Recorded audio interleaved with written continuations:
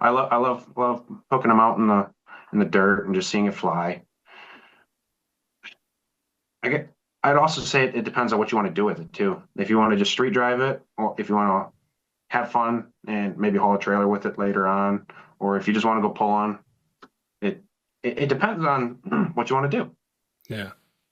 Yeah. Well, there's so many options that are out there now that I think that makes it really exciting to have one of these trucks and just kind of you choose your own adventures, kind of so to speak. Like you can pick, I want a really nice like stout street truck. Do I want to, do a full on build, and the parts and the history is there, and maybe even the repeatability with setups like you mentioned. Set of hundreds, 10 millimeter stroker, the turbo to use. Put it all together. I did want to ask you something. I just thought of it right now. Is when you were in Wyoming on the dyno versus where you live now, there's probably an elevation difference. Like, what was the setup? Like, how different was it? What was it huge? Like, what was your impression of being like an elevation in the truck's performance versus being home?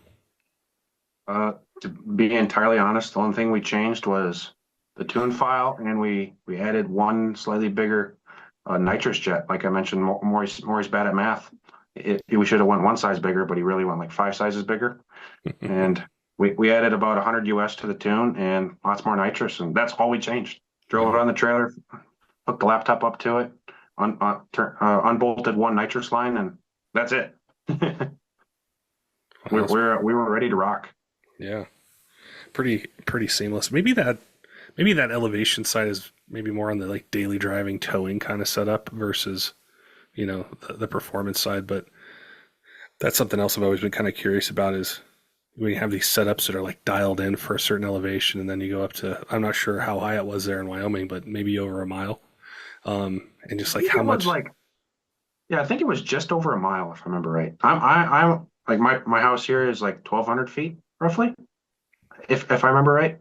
So 4,000 feet higher. I know when I lived at sea level and then like visiting Colorado, like my lungs could tell the difference between like 20 feet above sea level and like 5,000. And I always thought, yeah, what's it going to do to a turbocharger? How much, does it change? But yeah, I was kind of curious about that. With with like Duramaxes, in general, is that a platform? Do you love that platform? Is that the one you're going to stick with? Like, do you always see yourself either sled pulling, drag racing, building these trucks with a Duramax?